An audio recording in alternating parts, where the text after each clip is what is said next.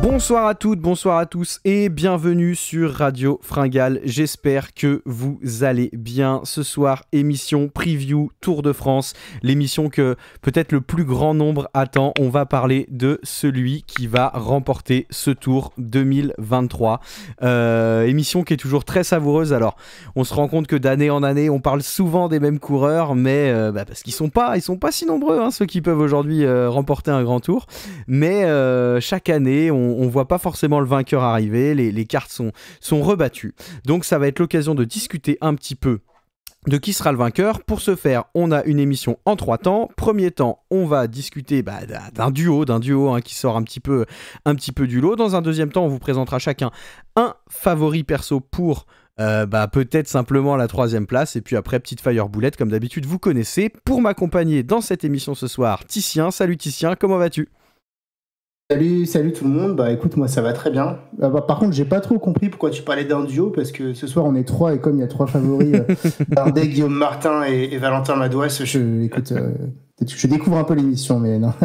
Non, très content d'être là effectivement, et puis de pouvoir décortiquer tout ça. Je pense que il va y avoir du débat ce soir, du lourd. C'est vrai qu'un peu comme sur le Giro, on va parler d'un duo qui se détache. Mais bon, on a vu que sur le Giro, même si on avait tout axé autour d'un duel, il y a un 3e larron qui a failli venir gâcher la fête et que c'était pas aussi clair que ce qu'on avait attendu. On espère qu'on aura autant de suspense sur le Tour de France. Pour en parler également avec nous ce soir, c'est Poppy. Salut Poppy, comment vas-tu ?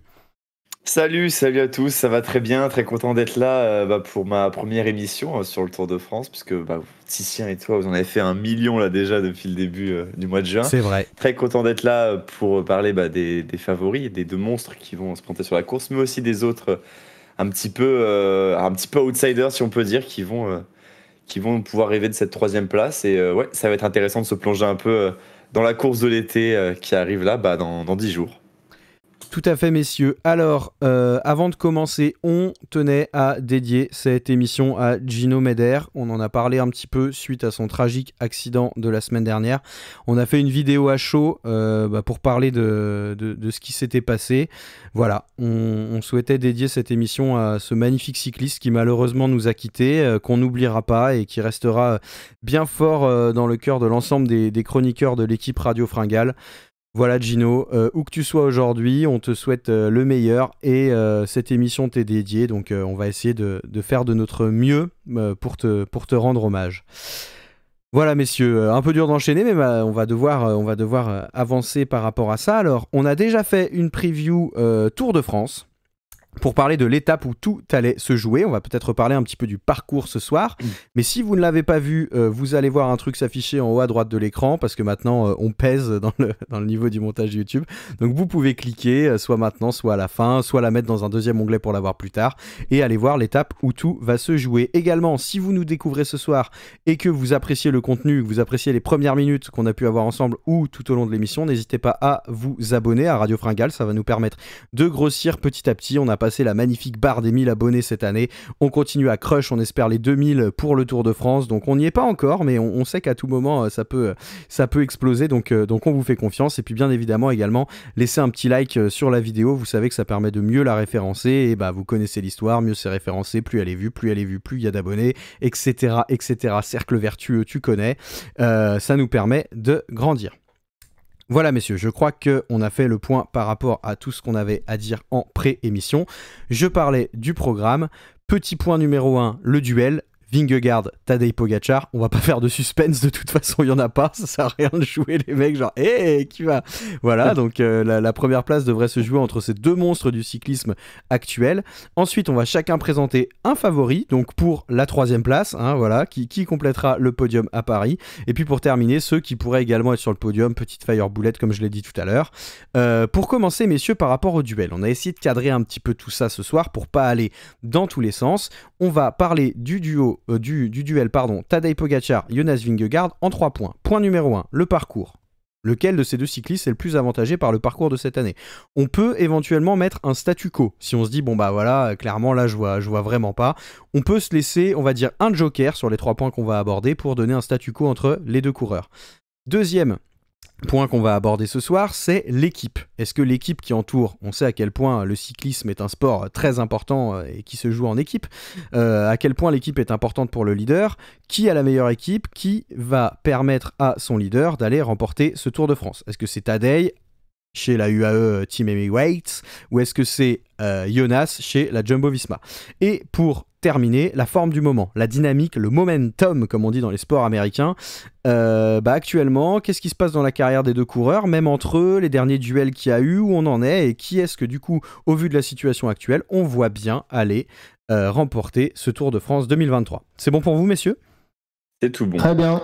Parfait, alors le parcours, on l'a détaillé de deux manières. On avait fait une émission en décembre que vous pouvez trouver sur la page à l'accueil de Radio Fringale et également les 3 étapes sur lesquelles le tour va se jouer, que vous pouvez également aller voir. Messieurs, le parcours de cette année, on a vu que c'est un Tour de France extrêmement montagneux, un Tour de France aussi un petit peu piégeux avec des étapes un peu punchy et également un Tour de France sur lequel il y a très peu de chronos, un chrono d'un peu moins de 30 bornes, une vingtaine de bornes là, sans trop grosses difficultés non plus.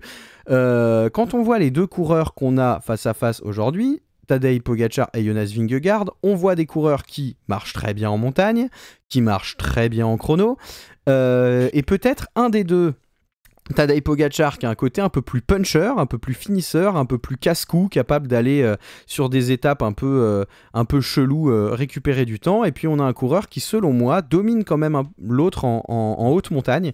Lorsque ça devient très difficile, c'est Jonas Vingegaard que je vois quand même un cran au-dessus de Tadej Pogačar sur la haute montagne. Au vu du parcours qui nous attend et de ces 21 étapes qui sont un mix un petit peu de tout ça, selon vous, qui est avantagé par le parcours? Titien, si tu veux commencer, je te laisse la main. Alors, je sais pas vraiment qui est avantagé, mais je pense que le parcours, en tout cas, ne désavantage pas Tadej Pogačar. Je m'explique. Effectivement, je pense comme toi que sur de la très haute montagne, peut-être que Jonas Vingegaard est un peu plus grimpeur que Pogačar, qui est lui un coureur tout-terrain. Mais voilà, Jonas Vingegaard, ça reste un ultra spécialiste des grands tours et de la montagne.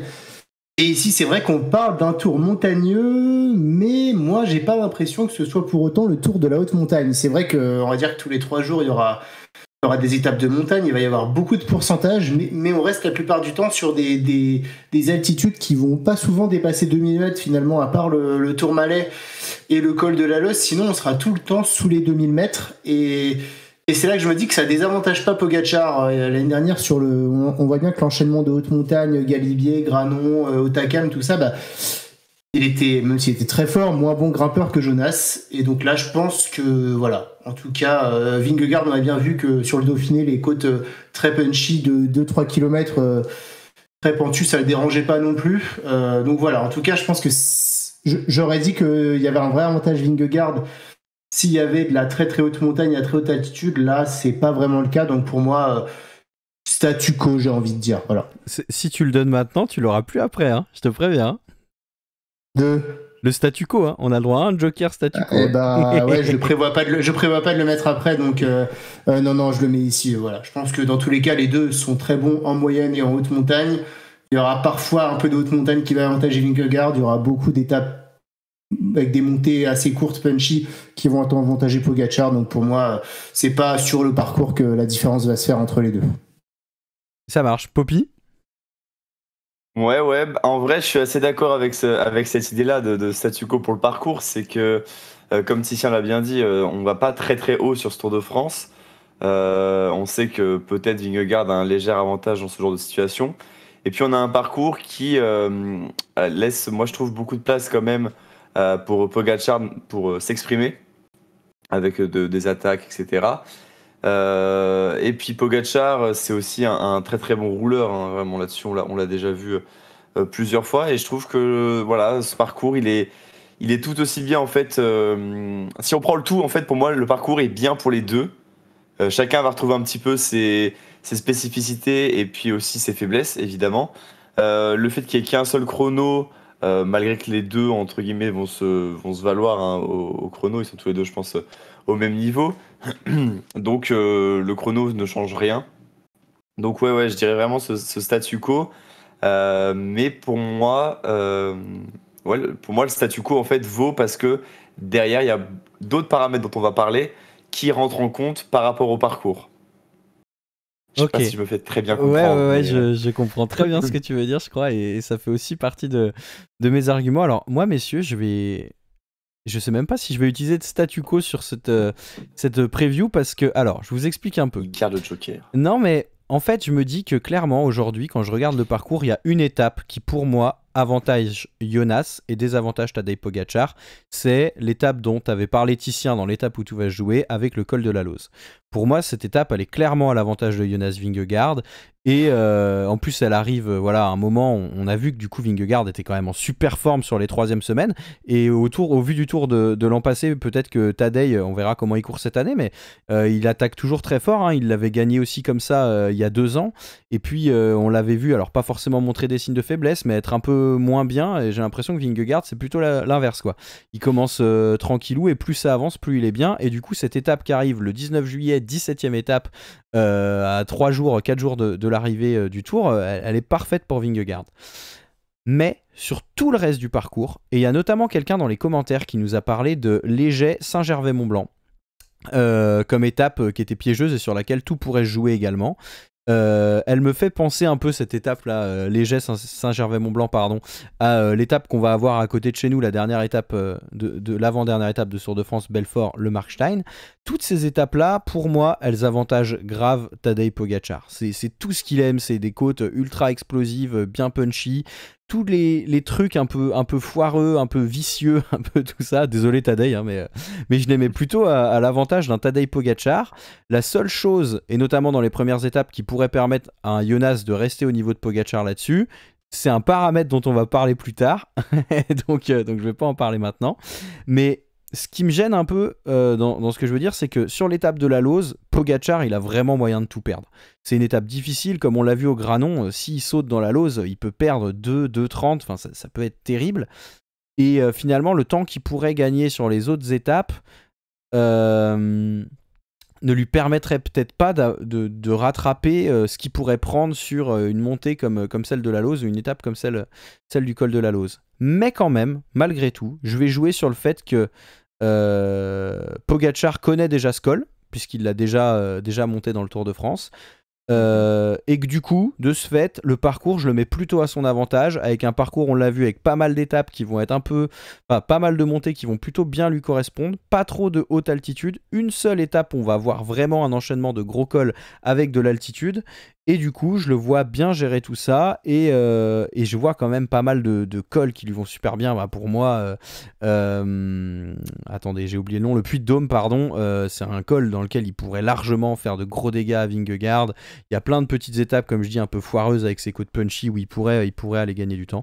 Donc je mets quand même avantage parcours pour Tadej Pogacar.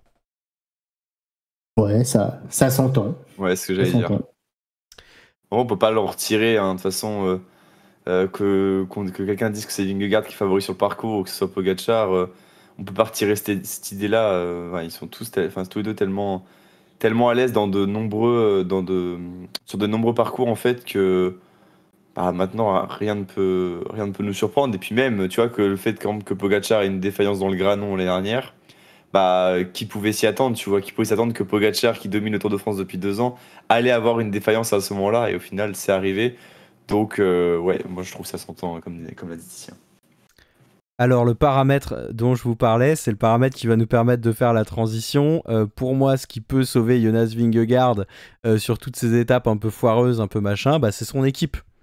Alors, on va juste rappeler rapidement les startistes, messieurs. Chez Jumbo-Visma, on a Kelderman, qui sont annoncés pour le moment, qui devraient du coup être les équipes qui vont partir, mais on met quand même des pincettes parce que le Tour décolle dans 2 semaines, et une grosse semaine et demie maintenant, et on peut pas être sûr à 100%. Alors, on a Kelderman, Van Barle, Van Aert, Benoot, Laporte, Van Hooijdonk, Sepkus et donc Jonas Vingegaard en tant que leader. Chez UAE, on a Adam Yates, Laegen, Grosschartner, Bjerg, Maika, Soler, Novak et donc en leader Pogacar. Quand vous voyez ces 2 équipes, messieurs, pour laquelle votre cœur bat le plus fort?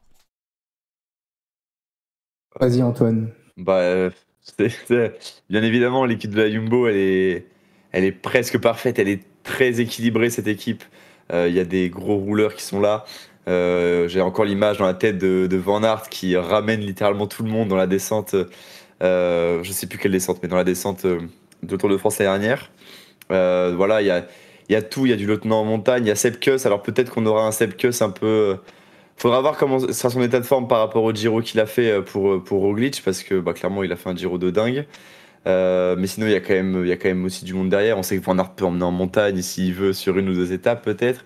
Kelderman, ça peut être pas mal aussi. Donc voilà, cette équipe de la Jumbo pour moi elle est parfaitement équilibrée. Là où Pogacar a un avantage sur Vingegaard, bon, je l'ai dit, mais pour moi c'est en termes de rouleur. Je trouve que Pogacar a un léger avantage, pas forcément en chrono, mais en termes de rouleur. Et puis ce côté casse-cou qui lui donne aussi, je pense, beaucoup d'adrénaline et il adore courir comme ça. Donc là, il y a cette équipe de la Jumbo qui va pouvoir empêcher un petit peu tout ça. Et en même temps, comme on les a vu l'année dernière, ils vont clairement pouvoir user Pogacar. C'est-à-dire que tu peux avoir une attaque de n'importe qui dans la Jumbo qui peut faire peur. Alors que cette équipe, justement, de UAE, alors certes, on a Yates qui est là en gros lieutenant et ça fait plaisir pour Pogacar d'avoir. Enfin, oui, ça fait plaisir de voir que Pogacar a enfin un vrai lieutenant parce que Maïka, c'est gentil, hein, mais Maïka, il a plus 25 ans.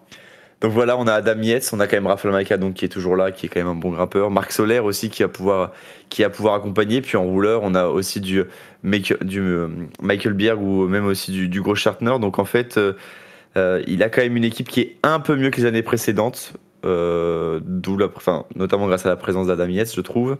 En tout cas, c'est plus rassurant en montagne. Mais cette équipe de la Jumbo, elle est toujours bien huilée, elle est bien ficelée. C'est une équipe qui sait rouler ensemble. Voilà, ça fait pas mal de fois qu'on les retrouve, un peu tous ces noms-là. On a l'habitude de les voir dans les start lists. Donc pour moi, quand même, là est l'avantage, hein, c'est que l'équipe de la Jumbo, pour moi, a vraiment un énorme avantage sur l'équipe de UAE. Donc voilà, j'ai moins de mauvais pour Pogacar, mais attention parce que cette équipe-là de la Jumbo, elle fait vraiment rêver, quoi. Ouais, alors sur le fond, on va dire sur la start list des deux équipes, il n'y a pas photo. La Jumbo, c'est sur les grands tours, c'est la meilleure équipe du monde et surtout sur le Tour de France où ils concentrent quand même une grande partie de leur force. Donc il n'y a pas photo, la Jumbo est une meilleure équipe que celle de Pogacar. Après, moi, je ferai attention à deux choses, c'est que d'une, le parcours cette année, moi, je reste persuadé quand même que contrairement à l'année dernière, on finit beaucoup avec des étapes, avec un col final avec beaucoup de pourcentage. Et alors, c'est ma conviction, mais je pense qu'à chaque fois, ça se jouera sur le dernier col de chaque étape. C'est un énorme risque quand même d'attaquer avant à tout va, sachant vu la difficulté de ces dernières ascensions. Et donc, pour moi, l'utilité d'une équipe, elle peut être un peu moins limitée, un peu plus limitée, on va dire. J'ai l'impression qu'il y aura quand même peu d'étapes avec des schémas tactiques où t'envoies lui à l'avant, etc. Mais encore une fois, j'espère qu'ils me feront mentir et que ça partira loin sur chaque étape. Mais tu vois, l'étape du Béthais, quand tu vois le final avec une ascension de 2 km à 12%, puis ensuite 7 km à près de 9%, si t'attaques avant, t'es cuit dans cette ascension. Donc voilà, moi le fait est que certes il y a une meilleure équipe Jumbo, mais finalement si ça se joue à la patte dans les ascensions, je vois pas de coureur de la Jumbo à part Sepp Kuss arriver à suivre Pogacar sur ses attaques par exemple. Deuxième chose pour moi, le facteur X de l'an dernier, c'était quand même Primož Roglic. Et là où la Jumbo était vraiment bien armée l'an dernier, c'est qu'elle avait deux coureurs avec Pogacar qui s'est fait avoir sur l'étape du Granon. Alors je pense que Vingegaard était quand même un peu plus fort que lui sur l'étape du Granon. Pour autant, il n'y avait peut-être pas une si grosse différence que ça. Et là, Pogacar, finalement, il cède et à la fin, il s'écroule. C'est qu'il met toute son énergie à courir derrière deux coureurs qui étaient ultra forts. Et forcément, 2 contre 1 avec deux adversaires de ce niveau-là, il s'est épuisé. Et pour moi, c'est en grande partie Roglic sur cette étape qui s'est sacrifié pour l'équipe, qui devait savoir qu'il n'était pas au niveau et qui s'est dit, au bluff, je vais y aller à fond, lui faire croire que je suis bien. Et voilà, et Pogacar, il s'est dit, je peux pas le laisser partir. Et ça a beaucoup joué sur ensuite le déroulé de ce Tour de France. Pogacar qui avait 3 minutes de retard et qui du coup a dû se donner tous les jours en fait, et Vingegaard qui avait été resté dans la roue. Donc cette année il n'y aura pas ce facteur X puisque on va pas se mentir, hein, même si Wout van Aert c'est un super coureur, pour moi il n'a pas le niveau en montagne pour aller gagner le Tour de France. Et puis derrière les Kelderman ou Sepp Kuss qui seront les principaux lieutenants en montagne, c'est pas des coureurs qui peuvent faire peur à Pogacar. Donc finalement cette année il aura quand même qu'à se concentrer sur Vingegaard.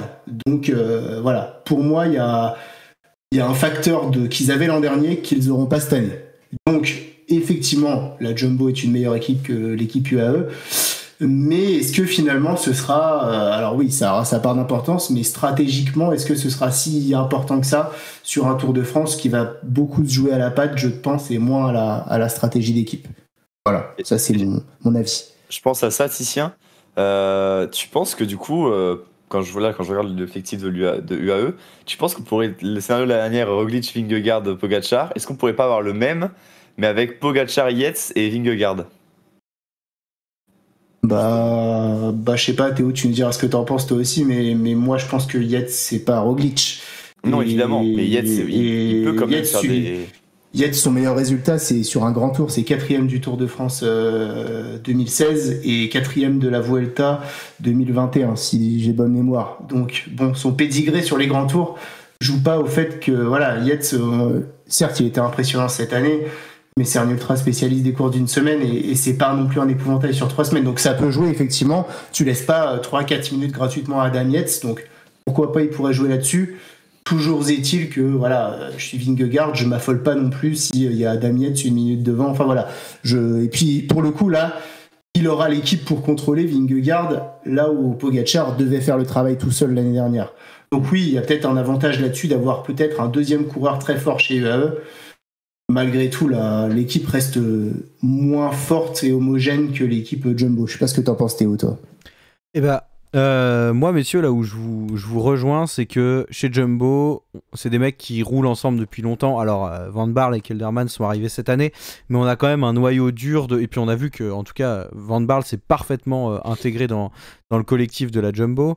Kelderman, bah, il sait pourquoi il est là, donc je me fais aucun souci par rapport à lui.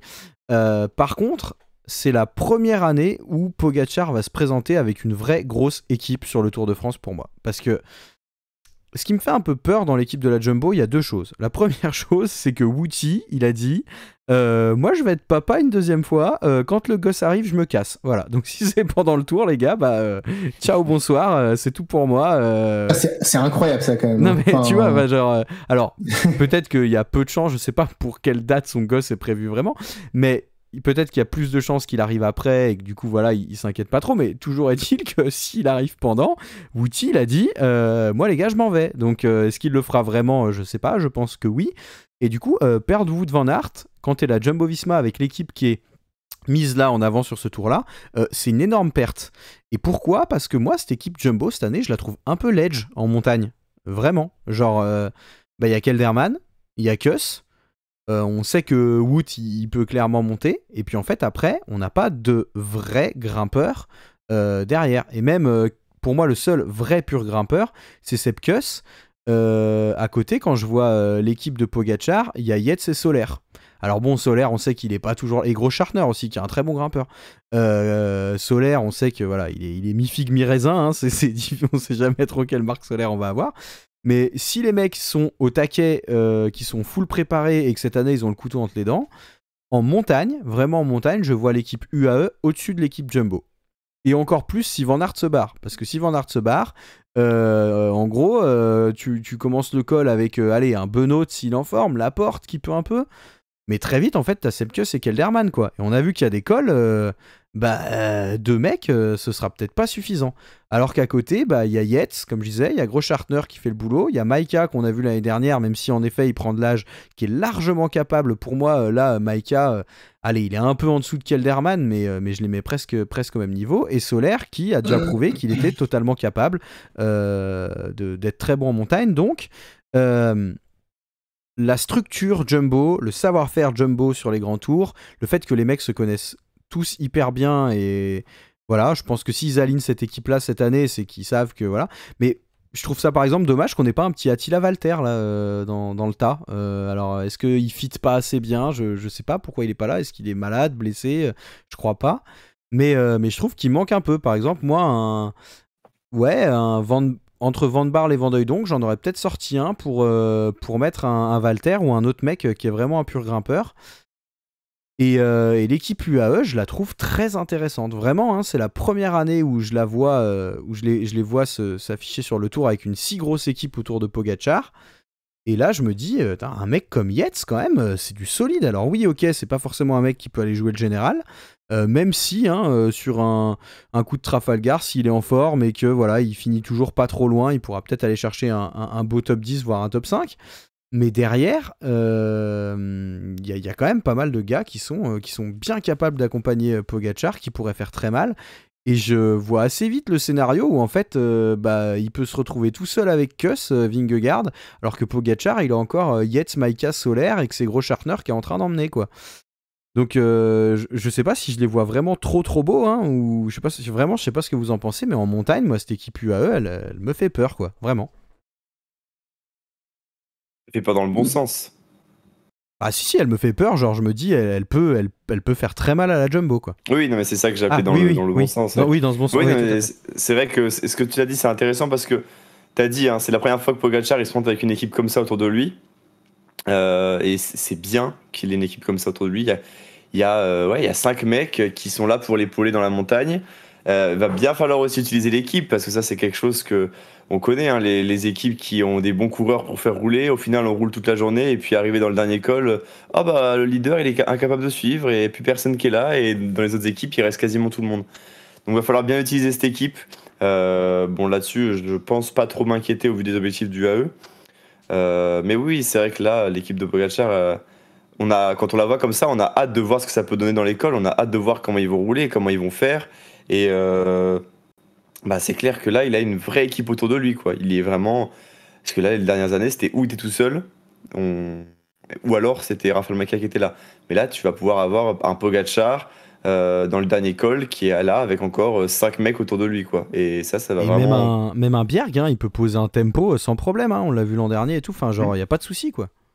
Oui, mais Bjerg, tu le vois quand même plus en reculons que les autres types. C'est pas lui qui va venir te faire la vraie montagne. Je le vois en début de col et le jour où il a vraiment les jambes, faire un demi-col et pouvoir faire péter quand même des équipiers chez Jumbo. Ouais, mettre une bonne intensité, c'est clair. Mais en tout cas, ouais, cette équipe, elle va être intéressante en fait à regarder pendant la course.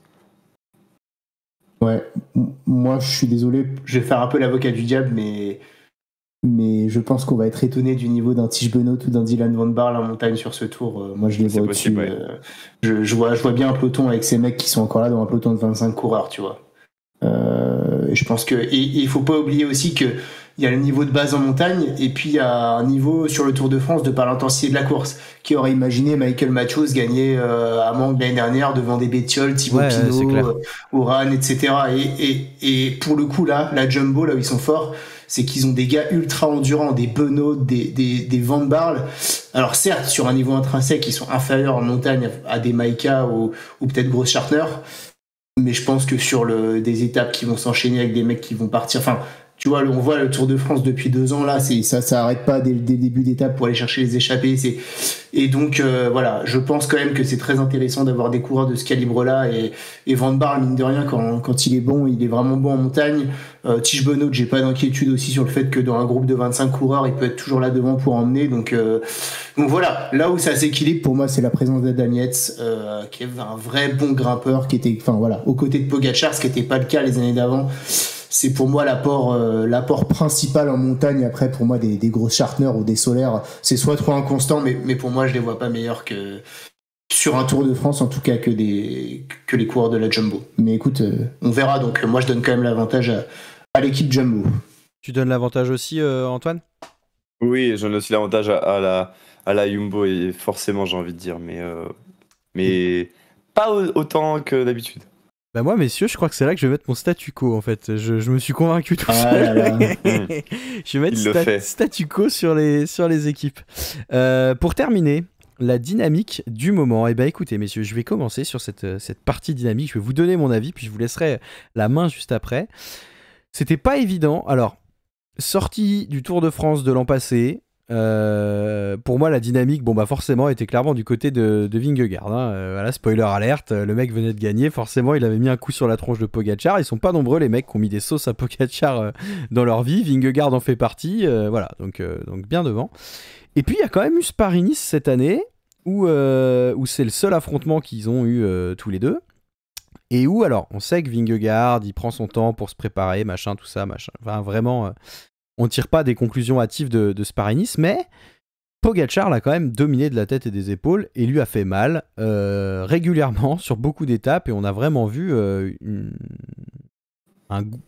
presque un gouffre, enfin en tout cas une vraie marche d'écart entre les deux. Alors la vérité de Paris-Nice, c'est pas la vérité du Dauphiné, n'est-ce pas messieurs? On l'a vu avec David G, qui était pas... on sait pas. Hein. Attends, bon David. En tout cas, qui avait pas les mêmes jambes, même si on l'attendait très fort. On espère qu'il sera là et qu'il répondra présent sur le tour. C'est vraiment tout le mal qu'on lui souhaite. Ouais.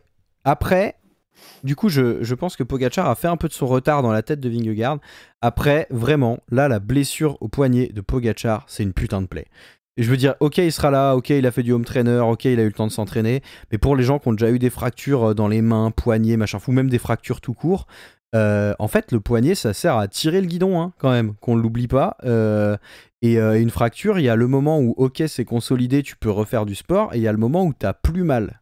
Et franchement, pour moi, m'être pété pas mal de fois des doigts ou autre, le moment où t'as plus mal, ça peut mettre longtemps. Et là, c'est pas Pogačar, il s'est pété un doigt et il va aller faire un petit entraînement de handball une fois toutes les semaines tranquillou. Non. Pogačar, c'est pendant 3 semaines, il aura le cul sur sa selle et il devra tirer sur son guidon. Et il aura des montées sur lesquelles il faudra tirer sacrément fort et ça lui fera forcément mal. Et ce poignet, alors heureusement, il n'y a pas... Enfin, il y a peu de chrono, parce qu'on sait que c'est pareil, hein. Enfin, la position de chrono, c'est un peu technique, alors à voir avec les prolongateurs et tout, si ce sera douloureux. Mais je pense vraiment que ça va jouer, et pas forcément sur sa forme pure je pense qu'il sera très bien préparé, et peut-être qu'il ne s'est pas préparé comme il le souhaitait, on est d'accord, mais voilà. Mais je pense que par contre, vraiment, hein, sur la douleur et le fait d'être à l'aise en course, alors oui, il aura des antidouleurs qui, en tout cas jusqu'au niveau où il aura le droit d'en prendre, mais on a vu que aujourd'hui, ça fait pas tout, hein, on n'a plus le droit de se blinder de cortisone, donc c'est plus compliqué.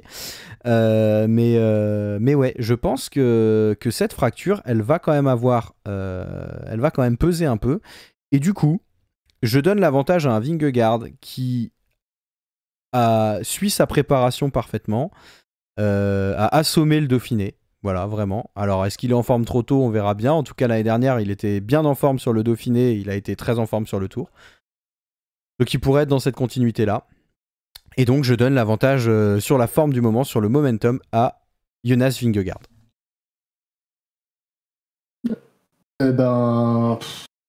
C'est dur. Franchement, je suis partagé. Je dirais 50-50. Alors, on va commencer par le plus clair et le plus net. C'est vrai que Vingegaard, il a écrasé le Dauphiné pendant que Pogačar, il faisait du footing à Monaco pendant un mois parce qu'il pouvait pas remonter sur le vélo. Et puis ensuite, il a pas eu de course. Donc déjà, on va avoir un rapide... même si ça va être un rapide aperçu de sa forme. Bon, il y a les championnats de Slovénie, à mon avis, même avec un poignet cassé, ça m'étonnerait pas qu'il mette une pile à ses adversaires. Mais voilà, ça va être les deux seules courses qu'il va disputer, là, le chrono et la course en ligne avant le Tour, Pogačar. Donc, donc il y a ce côté où je te suis à 100%, c'est de dire, la dynamique, elle est pas bonne pour lui. Il aura pas de repère, mine de rien, voilà. Ses jambes, elles tournent bien, mais il va falloir tirer sur le guidon. Où est-ce qu'il en sera de sa blessure? Où est-ce qu'il en sera de son rythme? Voilà. Il y en a un qui est en pleine bourre, tandis qu'il y en a un autre qui a beaucoup d'interrogations. Donc forcément, il y a une dynamique actuelle qui est pour Jonas Vingegaard. Après, le dernier affrontement, c'est Pogačar qui l'a gagné. C'était Paris-Nice, comme tu as dit, la vérité, elle sera différente de celle du mois de mars au Tour de France. Mais est-ce que à ce moment-là, il n'est pas rentré un peu aussi dans la tête de son adversaire? J'ai l'impression, c'est quand même étrange.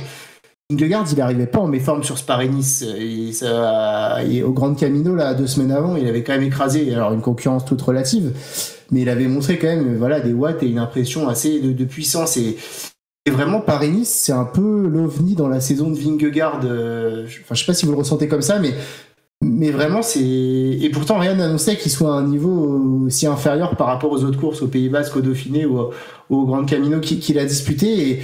Et bizarrement, c'était la seule course où il était opposé à Pogačar. Et je me demande si c'est pas passé un truc le jour où il se fait lâcher par Pogačar. Et je vois quand même que, je pense qu'il a pris un gros coup au moral ce jour-là, parce que je pense qu'en niveau intrinsèque, il était pas loin de Pogačar et de Gaudu, si ce n'est vraiment pas loin de finir avec eux. Et là, on voit bien qu'il a débranché dans la tête, qu'il avait fini l'ascension derrière d'autres coureurs, et à un niveau qui n'était pas le sien. Et le reste de la semaine, ça n'a pas été beaucoup mieux. Donc, je me demande si, il n'a pas pris un petit coup sur le casque qui ferait que voilà, il y a un Jonas Vingegaard dans des courses où il n'y a pas Pogačar qui est dominant, mais est-ce qu'il n'y aurait pas un truc où voilà, il va un peu calquer sa course sur son adversaire comme un Van Aert avec Van Der Poel en fait qui est. Donc je sais pas, encore une fois c'est des suppositions, mais pour moi alors voilà, il y a cette tendance actuelle qui est pour Jonas Vingegaard, mais il y a le dernier affrontement qui est remporté par Pogačar, donc vraiment si je dois me prononcer sur ce point-là, je dirais Jonas. Mais attention, est-ce qu'on va le voir aussi serein qu'il l'était sur les autres courses? Bah c'est pas sûr, donc voilà, je suis assez curieux de voir ça en fait. Ouais, un Pogačar un peu moins offensif, un peu plus défensif peut-être. C'est vrai que cette blessure au poignet, ça l'avantage pas du tout. Sachant en plus quand tu vois son début de saison, tu te dis putain mais il roule sur tout, le mec, il fait tout ce qu'il veut où il veut. Et cette blessure là sur Liège-Bastogne-Liège qui vient un peu lui niquer sa saison et sa préparation pour le Tour de France. On sait que le Tour de France c'est une course qui est difficile, hein. C'est sûrement la course cycliste la plus difficile au monde, en tout cas le Grand Tour. Et puis on sait que c'est une course où tu peux pas arriver là comme ça avec rien dans les jambes avant, et malheureusement Pogačar c'est un peu ce qui va lui arriver. Alors tout Pogačar qu'il est, je pense que ça va peut-être se ressentir. Et j'ai peur que ça se ressente, qu'au final on se dise, troisième semaine, en fait, Pogačar il est complètement cuit. Est-ce que ça va changer sa façon de courir? Je ne pense pas. Je pense qu'il va quand même essayer de jouer ce maillot jaune le plus possible. Vingegaard arrive avec ce Paris-Nice qu'il a complètement écrasé devant tout le monde, où il a gagné assez facilement. Il a une course qui a, entre guillemets, un peu s'ouvre à lui. Il a cet avantage d'avoir gagné l'année dernière, d'arriver avec une meilleure préparation que Pogačar au final, avec une victoire sur une course préparatoire du Tour de France, et puis aussi sur ce côté de en fait mon adversaire direct il est un peu blessé quoi, donc entre guillemets il sera pas au même niveau que d'habitude. Après c'est Pogačar, donc Pogačar il peut toujours nous surprendre, hein. Il est même blessé, le mec il peut partir, il fait bon les gars, moi j'y vais tout seul et je vais gagner, hein. Donc en fait on sait pas trop à quoi s'attendre avec Pogačar, c'est ça qui va être intéressant, mais j'ai quand même un peu peur en fait que cette blessure elle joue trop contre lui, et que voilà en fait qu'au troisième semaine ça soit trop dur, alors pas forcément trop dur dans les jambes, mais peut-être juste trop dur au niveau blessure au poignet, ascendant psychologique, etc. etc. Voilà, peut-être que Pogačar va se dire cette année ça sera pas mon tour. Le but c'est de reprendre de la sensation, de se retester, etc. Puis de faire une course que j'aime. Donc ouais, pour moi, dans la forme du moment, c'est l'avantage Vingegaard. Et je pense que ouais, c'est sûr. Voilà, ça lui a complètement, j'ai pas envie de dire, enfin, ça lui a pas pourri sa saison, parce que sa saison elle est déjà pour moi réussie, hein. Gagner la Flèche, gagner l'Amstel, gagner le Tour des Flandres, enfin voilà quoi, il a vraiment tout. Puis Paris-Nice, il a gagné quasiment tout ce qu'il a fait. Donc voilà, cette blessure, on va dire, ça lui pète plutôt son objectif de saison. Donc voilà, je pense qu'il sera trop limite par rapport à Vingegaard, et que l'avantage est clairement pour le Danois pour le Tour. Très bien messieurs, alors du coup si on fait le bilan, donc pour moi sur cette partie-là, avantage à Jonas Vingegaard, et si je dois vous donner mon favori en un mot, je pense que ce sera Jonas Vingegaard, notamment par rapport à l'état de forme que je vais mettre au-dessus, même si je pense que le parcours met un petit peu plus Pogačar en avant. Je pense que ce sera pas non plus monstrueux par rapport à l'équipe qu'a Vingegaard, et qui lui permettra je pense de survivre sur toutes les étapes un peu foireuses. Je vois bien Jonas Vingegaard faire le doublé après sa victoire l'an passé sur le Tour. Et vas-y Antoine. Non, et je suis d'accord. Moi, je vais dire aussi Vingegaard en favori. État de forme qui, pour moi, va beaucoup jouer pour lui, et beaucoup en la défaveur de Pogačar.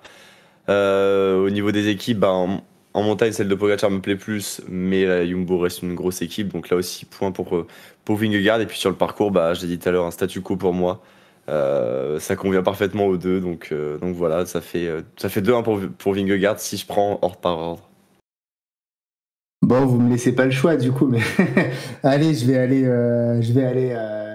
faire prendre le point inverse, et je vais dire Tadej Pogačar, parce que effectivement, moi aussi, si je prends mes points, il y a avantage quand même pour Jonas Vingegaard avec l'équipe et la dynamique actuelle. Mais Tadej Pogačar, c'est le meilleur coureur du monde, c'est un grand champion, et j'espère qu'il va nous réserver des surprises et qu'il sera en forme. et que finalement, voilà, il va pouvoir renverser le Tour de France. C'est un peu subjectif aussi, mais j'avoue que je pense que j'aimerais un peu plus que Pogacar gagne. Donc, comme vous avez dit Vingegaard, allez, je prends le point sur Pogacar. Parfait, messieurs. Alors, puisque nous avons les 2 premières places de notre podium qui sont prises, il va falloir parler de celui qui va compléter ce podium. Alors, on va vous présenter du coup nos coureurs. Je vais commencer, messieurs. Alors, moi, cette année, la personne qui va finir sur la 3e place du Tour de France, selon moi, eh bien, c'est Ben O'Connor.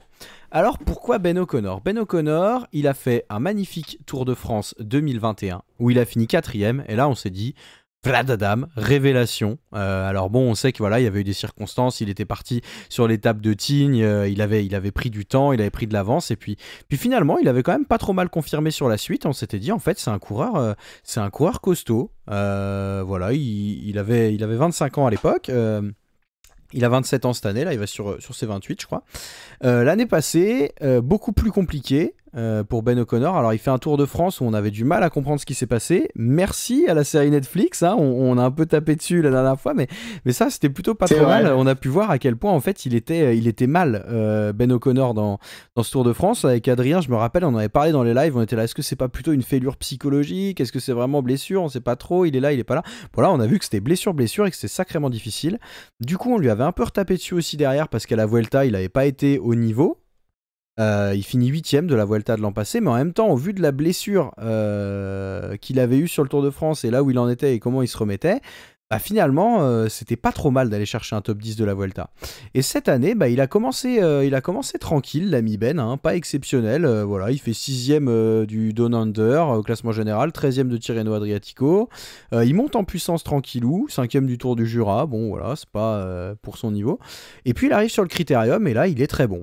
Alors on sait qu'il avait déjà fait un très bon Critérium l'an passé, mais vu qu'il était blessé sur le Tour de France, ça se trouve il allait aussi nous faire un tour de dingue. Il fait 4e de la dernière étape, 4e de l'avant-dernière, 5e de l'ANTP, 8e. Il fait 5e du chrono, enfin vraiment un super Dauphiné qui le met 3e au classement général derrière Vingegaard et Adam Yates. Sur le chrono, je vous rappelle, il est quand même à 41 secondes du vainqueur et il prend que 29 secondes sur Vingegaard sur un chrono d'une 30aine de bornes. Hein, donc voilà, très costaud, je le pensais pas aussi bon rouleur. Il m'a surpris, ce qui prouve qu'il est en très bonne forme.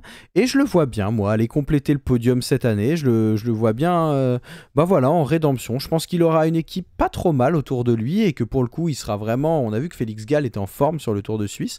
Je pense qu'il sera vraiment mis comme leader. On va faire le tour pour lui. Il a de quoi aller chercher le podium. Et c'est à la fois un gars qui a de quoi aller chercher et je le vois vraiment finir dans les 5, donc je le mets sur le podium et en même temps j'aimerais bien qu'il finisse sur le podium parce que c'est un bon gars et c'est un coureur que j'apprécie, puis ça ferait du bien pour AG2R. Donc pour moi messieurs, le 3e sera Ben O'Connor. Ambitieux. Alors qui avez-vous à lui opposer messieurs ? Vas-y, non, mais déjà, juste pour rebondir sur O'Connor, tu veux que je le fasse après ou... Non, tu peux rebondir rapidos et puis on enchaîne avec ton gars, ouais. Bah, je suis d'accord avec le mot choisi par Antoine, c'est-à-dire ambitieux. Sur la forme du moment, oui. Moi, je t'avoue que alors, je pensais pas du tout à lui avant son Dauphiné. Il avait rien fait de la saison. Mais effectivement, vu le Dauphiné qu'il fait, bah écoute, c'est un candidat clair au podium. Là où j'ai une petite réserve, c'est sur l'historique, c'est que voilà... à part une 4e place au Tour de France où il avait quand même repris beaucoup de temps en échappée, et il n'a pas de référence sur 3 semaines qui permettent de dire qu'il peut jouer un podium comparé à d'autres coureurs dont on va parler derrière. Donc voilà, c'est pourquoi pas, et ça reste un beau pari. Mais non en fait parce que c'est un autre coureur en fait qui va terminer 3e sur le podium, mais c'est un coureur qui a la même nationalité. Cette année les Australiens ils sont assez en vogue. Moi, Michael Matthews. Ouais, bah non, on vient d'apprendre qu'il ferait pas le Tour de France, le pauvre, malheureusement. Donc non, ce sera, pour moi, ce sera Jay Hindley qui finira 3e du Tour de France. Encore lui, il est partout. Encore lui, il est partout, mais t'y croyais pas avant le Dauphiné et t'es pas si mal, hein. L'ami Jay, donc non, en fait, alors pour moi, il y a plusieurs choses. Déjà, bah, il y a 4 anciens vainqueurs de Grand Tour, si je dis pas de bêtises, au départ de ce Tour de France, et il en fait partie, donc rien que pour ça, et puis c'est un vainqueur récent puisqu'il a gagné l'année dernière le Giro. Donc voilà, premier argument. Deuxième argument, bah voilà, hein, c'est un ultra spécialiste des grands tours. C'est simple, il a joué 2 grands tours pour le classement général à fond, qui étaient les 2 Giro, le 2020 et le 2022, et il finit premier et deuxième, sachant que le 2020, il était leader du classement général à la veille de l'arrivée. Le Giro n'est pas le Tour de France, c'est pour ça que je pense pas qu'il ait une chance de finir premier de ce tour, mais troisième. Et puis derrière, c'est la dynamique. Voilà, moi je suis assez persuadé que dans le cyclisme moderne, c'est dur d'être, à part les quelques Pogacar, Vingegaard ou autres Roglic qui sont en forme toute l'année. Pour le reste, je suis persuadé qu'il faut assez bien aujourd'hui, si on veut faire une bonne performance, gérer ses pics de forme, parce que le niveau est tellement élevé, les courses sont tellement intenses que si t'es trop et bon au début de l'année, c'est dur de maintenir ton niveau et ta motivation sur toute l'année. Donc voilà, Jay Hindley, il a opté pour une approche plutôt tranquille, c'est-à-dire qu'il a fait pas mal de courses en début de saison, mais à un niveau secondaire. Et puis bim, comme il l'a fait les années d'avant, à l'approche de son objectif principal de la saison, il vient claquer une 4e place sur un Dauphiné où il y avait un chrono quand même qui le désavantageait pas mal. En montagne, sur la grande étape de montagne, voilà, il a prouvé qu'il était pas mal. Et moi, je pense vraiment qu'il peut encore élever son niveau comme il l'a fait l'an dernier, où avant son Giro, personne n'aurait dit qu'il pouvait gagner. Bah voilà, je pense que c'est clairement un coureur qui est capable de parfaitement gérer son pic de forme et d'élever son niveau quand il le faut. Donc c'est mon pari, c'est aussi un coureur que j'aime beaucoup, donc voilà, je le mets en 3e position. Ouais, bah, écoute, Hindley, c'est vrai qu'il m'a beaucoup surpris, donc tu vois, quand je l'ai vu dans la Cycling Fantasy, je me suis dit, putain, en fait, Hindley, c'est peut-être une bonne année pour lui là sur le tour. Donc en vrai, ouais, je te rejoins assez là-dessus. Et puis pour rebondir sur O'Connor vite fait, bah ouais, ambitieux. Après, O'Connor est sur là une bonne partie de saison. On va voir ce qu'il est capable de faire, mais ouais, je dirais plus ambitieux. Mais je crois plus en Hindley qu'en O'Connor, tu vois. Donc ouais, Hindley, ça va beaucoup m'intéresser, je pense, pendant le tour. Je pense que ça va être vraiment, vraiment cool de voir comment Hindley peut gérer ça. Et du coup, en favori, j'ai choisi le coureur préféré des Français après Thibaut Pinot. J'ai nommé Romain Bardet. J'ai dit ambitieux pour Ambitieux, O'Connor, t'as hein. dit ambitieux. Ouais, mais bon, j'aime bien Romain, quoi. Non, mais plus sérieusement, Romain Bardet, pourquoi déjà, je voulais parler un petit peu de Romain Bardet parce que, mine de rien, moi, j'ai l'impression qu'on le met un petit peu aux oubliettes. Romain Bardet, c'est un coureur qui est très constant. Voilà, 5e là au Tour de Suisse, j'ai sous les yeux, 7e au Tour de Romandie. Il a un point faible qu'on connaît, c'est les chronos. Là, il n'y en a qu'un sur ce Tour de France. Il n'y en a qu'un seul. Alors certes, c'est déjà peut-être trop pour Bardet, un seul chrono. Alors j'essaie de remettre la main dessus parce que je l'ai plus, bon bref. Ah, c'est bon. Donc voilà, un seul chrono pour Bardet. 23 km de chrono, donc voilà, il y a moyen quand même de perdre du temps pour lui, mais c'est un chrono avec une côte et Romain Bardet a des bonnes qualités de grimpeur, donc ça devrait peut-être, entre guillemets, amortir le choc. Et puis, je sais pas, j'ai l'impression que Romain Bardet, voilà, l'année dernière, il n'avait pas eu de chance parce que ce Giro qu'il aurait peut-être pu gagner, on ne saura jamais, mais il était clairement dans une bonne forme, il a enchaîné sur le Tour, il a été loin d'être ridicule. Et puis là, donc voilà, il y a une préparation du Tour de France enfin, il s'est préparé pour le Tour de France. Et puis même sur les courses de milieu de saison, il a été plutôt correct. Donc en fait, voilà, Bardet, j'ai un peu envie d'y croire cette année. Il a déjà fait des podiums sur le Tour, il a même été 2e du Tour de France. C'est un coureur qui connaît très très bien la course. Je pense que voilà, un coureur français des 10 dernières années, c'est peut-être celui qui connaît le mieux la course, en tout cas pour essayer de la gagner. Du moins pour essayer de la gagner. Donc voilà, cette année, j'ai un peu envie d'y croire. J'ai envie que cette chance, elle soit prise, que Bardet nous fasse rire avec une 3e place. Il arrive, voilà, il a plus non plus 25 ans, Bardet, et il va avoir 33 ans à la fin de l'année. Donc voilà, c'est la fleur de l'âge, ça y est, il est lancé, là, c'est bon. Du coup, j'ai beaucoup de raisons d'y croire. En fait, j'ai envie d'y croire à Romain Bardet. Et puis voilà, on va voir ce que ça peut donner. Moi, je mise beaucoup sur lui et j'attends de voir. Et en plus, ça passe chez lui au Puy-de-Dôme, donc il y a moyen qu'il ait envie de faire des belles choses. Bon, pour ma part, pour ce qui est de Jay Hindley, je suis d'accord, hein. C'est clairement un gros candidat au podium. Et Bardet, bah, c'est pareil. Pour moi, il est un peu dans ce range des O'Connor. C'est un gars qui, l'an dernier, on a vu qu'il s'était très bien préparé pour le Giro. Il arrivait très en forme, il avait été très bon. Et au vu de la forme qu'il avait eue sur le début du Tour de France, ça avait été un peu plus difficile en 3e semaine, mais sur le début où je pense qu'il avait encore un peu ses jambes de sa prépa du Giro. Enfin voilà, il avait été très bon hein, dans l'étape du Granon. Il est hyper impressionnant. Il finit très bien. Enfin, voilà, il disparaît un peu après. Tactiquement, c'était bien aussi. Ouais, il disparaît un peu après, mais clairement. Et voilà, sur une course où il y a peu de chrono cette année, on sait qu'il gère très bien ses courses de 3 semaines. Il va avoir les mains libres dans son équipe DSM. Ouais, ce serait cool. Et je te rejoins. En tout cas, on peut largement rêver d'un top 5 pour Romain Bardet. J'espère qu'il va aller nous faire quelque chose. Il a prouvé l'an dernier qu'il était capable encore de briller sur les grands tours avec le début de Giro qu'il nous faisait. Donc je pense que ouais, Romain Bardet, ça reste quelqu'un d'intéressant. D'autant qu'on va voir après, là on va en parler très rapidement, mais d'autres favoris qui pourraient aller chercher cette 3e place. Il a rien à envier aux autres, donc ouais, candidat solide pour un podium Romain Bardet cette année. Je sais pas si Titien... Candidat solide pour un top 5, je dirais podium, je vais dire ambitieux comme tu as dit tout à l'heure. En fait, je suis partagé, je trouve que oui, alors il n'y a pas de chrono pour autant, je trouve que ce Tour de France, il lui convient pas. Pour moi, Bardet, c'est un coureur endurant et très fort en haute montagne, et je trouve que là, il y a trop d'arrivées en côte punchy. Il y a ce col de la Lose. Il y a ce col de la Lose, je suis d'accord. Mais ça monte à 2300 mètres, c'est pas mal. Mais j'ai peur que... Ouais, je sais pas. C'est l'étape où tout va se jouer. C'est l'étape où tout va se jouer, non mais c'est l'étape qui lui convient le mieux.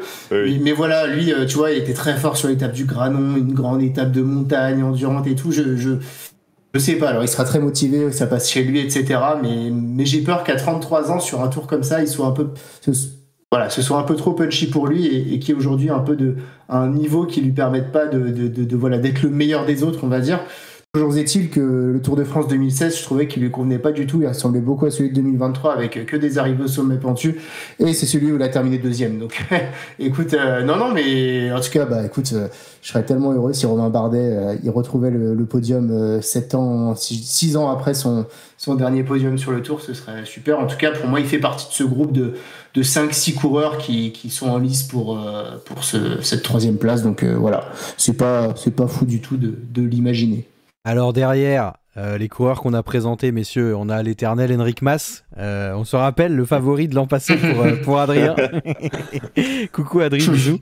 Qui sera encore là avec un parcours qui pourrait lui convenir, même si un peu comme l'ami Carapaz, il fait partie de ceux qui nous ont pas rassurés et puis les Ineos aussi.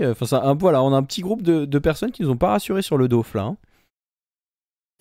Ouais, ils ont pas rassuré. Moi, je trouve qu'Enric Mas a vraiment été très très inquiétant. Alors après, il est plus là pour les courses de 3 semaines, Enric Mas, ça on le sait. À voir comment il gère notamment cette 2e et cette 3e semaine, mais de ce qu'on a vu sur le critérium, voilà, là, il est loin, mais il est loin de 17e, 8,40. Ouais, mais même là pour le Tour, pour moi, il va être loin du podium s'il roule comme il a roulé. Hein. Ça va être vraiment compliqué, quoi. Alors, il pourra peut-être se batailler pour la 15e place avec David Gaudu, mais c'est tout, quoi. Ouais, si c'est le Enric Mas de la Vuelta, là, pour le coup, c'est un candidat très, très crédible au podium, parce que je l'ai trouvé quand même très, très fort. Et puis, la fin de saison, là, il lâche Pogacar sur le Tour d'Émilie, tout ça. En fait, j'ai peur qu'il soit sur ce Tour de France en préparation de la Vuelta, comme chaque année. Et là, pour le coup, voilà, c'est un très bon candidat au top 10, voire au top 5, mais difficilement au podium. Donc, en fait, voilà. Ça, c'est pas celui qui m'a le plus inquiété sur le Dauphiné, c'est pas celui que je trouve le plus fort sur les courses de préparation. Il y en a qui m'inquiètent un petit peu plus, mais bon, Mas, voilà. Dans tous les cas, moi je trouve que qu'ils finissent 3e ou 5e ou 10e, je suis pas sûr qu'on le voit plus vu qu'il met pas une seule attaque, mais bon, écoute, voilà, il sera là. J'ai hâte de voir ce qu'il va pouvoir faire encore. Comment il va pouvoir nous décevoir encore une fois de plus. On a une petite brochette Ineos, messieurs. Carlos Rodriguez, Egan Bernal et Daniel Felipe Martinez. Ça joue la 3e place, ça, ou ce sera trop juste? Ce sera trop juste, je pense. Vraiment, ouais. L'Ineos, ça va essayer de gagner des étapes plus, tu vois, genre limite, même Pidcock, genre, je sais pas, en fait, l'équipe Ineos, j'ai l'impression que c'est un peu brouillon, là. Carlos Rodriguez, pardon, on était là, on se disait, ouais, que Rodriguez, sur le critérium, peut-être, ça peut le faire, en vrai. Il fait que 9e sans vraiment être flamboyant. Egan Bernal, on sait à peu près le niveau qu'il a maintenant. Felipe Martinez, il est complètement... à la rue. Ouais, il est complètement à la... J'avais pas envie de le dire, mais complètement à la ramasse, quoi. Il a plus du tout le niveau qu'il avait avant. Pidcock a gagné à l'Alpe d'Huez. Bon, bah, cette année, je pense pas qu'il aille gagner à l'Alpe d'Huez, parce qu'il y a déjà pas l'Alpe d'Huez, mais je pense pas qu'il aille gagner dans une étape similaire. Ouais, là, les Ineos, ils sont. En fait, on se méfie d'eux parce que c'est Ineos, mais je pense que cette année, ça va pas. Ça va pas jouer grand chose, quoi. À mon avis, quand il va y avoir un dernier groupe, il va rester que Rodriguez et ça va être l'un des premiers à se faire décrocher, un peu comme les Mas, etc. Donc, non, les Ineos, je pense qu'il faut pas attendre grand chose d'eux. Carapace, ouais. Enfin, vas-y, Titien, si tu veux. Ouais, juste sur. Moi, il y en a un seul que j'attends. Enfin, alors on en parlera dans une autre émission. J'attends Pidcock plutôt pour aller enflammer la course plutôt que de faire un classement général. Et le seul que j'attends au classement général, c'est Carlos Rodriguez. Et pour moi, c'est quand même un talent. Pardon ? Il y a peut-être le maillot blanc à jeu pour Rodriguez. Hein. Bah, il y a encore Pogacar, je crois. Oui, voilà, bon, putain, c'est vrai. Non, mais par contre. Rodriguez, attention, il revenait au Dauphiné après 3 mois sans courir après une blessure, il fait 9ème, à la régularité, il a progressé toute la semaine. Écoute, j'ai envie de dire que s'il arrive à faire 5ème, ce sera déjà une super performance à 22 ans, il est tout jeune, hein, et puis sur la Vuelta, il était quand même bon l'année dernière avant sa chute. Donc voilà, c'est peut-être le seul sur lequel je fonde un peu d'espoir, mais non, Bernal, à mon avis, je suis même pas sûr encore qu'il fasse le tour, et puis Martinez, c'était un peu mon chouchou l'année dernière, mais non, cette année, je parie pas, même un centime sur lui. Et pour clôturer, messieurs, j'ai encore 2 noms à vous proposer. Richard Carapaz et David Gaudu, donc pour continuer la liste de ceux qui nous ont pas fait rêver sur le Dauphiné. Carapaz, je pense que Carapaz, il va avoir ce rôle un petit peu de... Il va dynamiter la course comme il peut, peut-être jouer le maillot à poids s'il peut, ça peut être intéressant pour lui. Gagner une étape aussi, aller dans les échappées, je pense que ça va être un peu le rôle qu'il va avoir à jouer. Je le vois pas du tout jouer le général, et même je pense qu'il faut pas qu'il joue le général, Carapaz. Ouais, dynamiteur d'étape et peut-être maillot à poids, ça pourrait être un bel objectif pour lui. En tout cas, s'il repart avec une victoire d'étape et le maillot à poids, pour moi, il a clairement réussi son tour, voire même réussi sa saison. Hein. Ok. Moi, je suis pas totalement d'accord. Moi, je pense qu'il faut qu'il joue le classement général. Et Carapaz, depuis 2019, il a remporté un grand tour et il a été sur le podium d'un grand tour chaque année.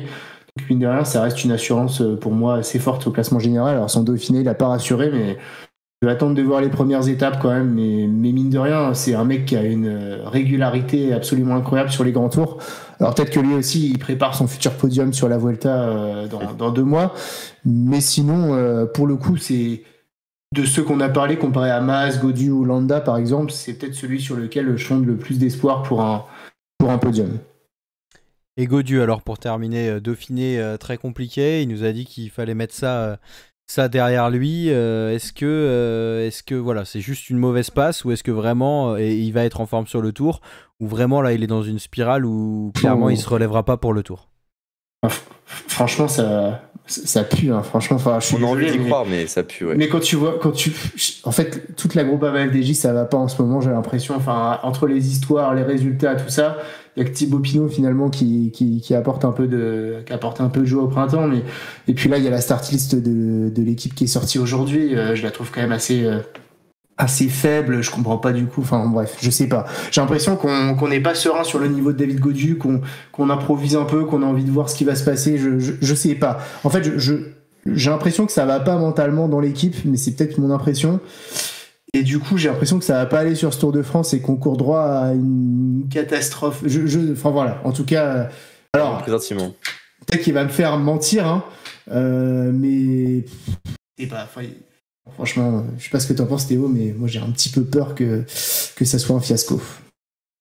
Ouais, je sais pas. Allez, moi j'ai envie d'y croire. J'ai envie de me dire que ça a été la foirade sur le Dauphiné. Alors oui, j'ai pas l'impression que l'humeur soit au beau fixe à Groupama FDJ.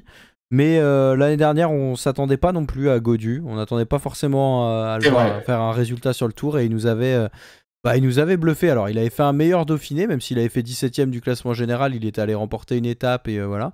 Et derrière, il avait fait un très beau Tour de France. Allez, moi j'ai envie d'y croire, et après, il vise le podium. Je sais pas s'il ira chercher une 3ème place, mais allez, moi je me dis qu'il fera pas un tour catastrophique et qu'on continuera à se dire, bon bah voilà, il progresse, et voilà. Je le vois être quand même au rendez-vous sur ce tour. Je sais pas, moi je suis plus dans la vie de Titien à être inquiet de David Gaudu. La Groupama FDJ après a pris une équipe quand même autour de lui pour le classement général. Est-ce que c'est là pour masquer tout ce qui se passe. C'est pour dire non, mais on va jouer le classement général, Godu va être bien, vous inquiétez pas.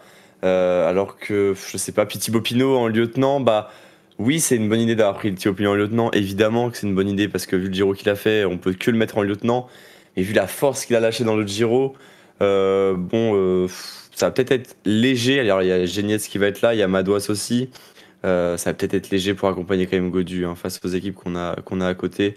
Moi j'ai peur en fait, que Godu première arrivée ou première ascension, qu'on voit Godu loin et qu'on fasse finalement Godu il a déjà pris une minute 30, c'est fini quoi.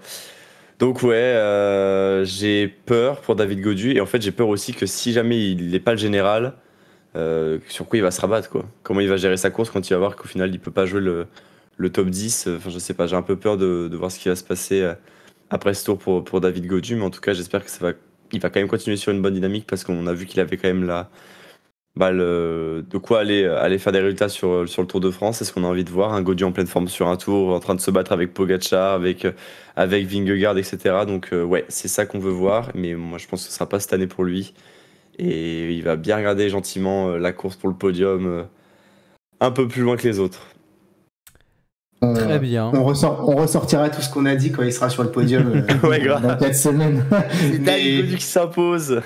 Et je voulais juste dire un dernier mot sur Mikel Landa. C'est vrai que ça me faisait un peu mal de pas le citer là, parce que Landa, je trouve que c'est un coureur assez régulier sur les grands tours. Alors le podium va peut-être être difficile à atteindre, mais un top 5 pourquoi pas. Et puis juste c'est un mec qui souvent attaque, prend des risques, etc. Main en bas du guidon. Donc voilà, c'est quand même il fait partie de ce groupe quand même qui peut aller chatouiller le podium. Donc je voulais juste en parler et dire que j'ai hâte de voir ce qu'il peut nous réserver en haute montagne.